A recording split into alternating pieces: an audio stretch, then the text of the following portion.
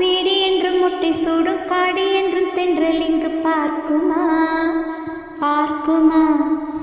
எத்தன் என்றும் ஏழு பணக்காரன் என்றும் மூடும் ரத்தம் பார்க்குமா பார்க்குமா பித்தன் என்று பிச்சை போடும் பக்தன் என்றும் உண்மை தெய்வம் பார்க்குமா பார்க்குமா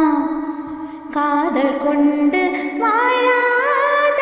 கதைகள் என்றென்றும் உண்டு கதைகள் இங்கு முடியாது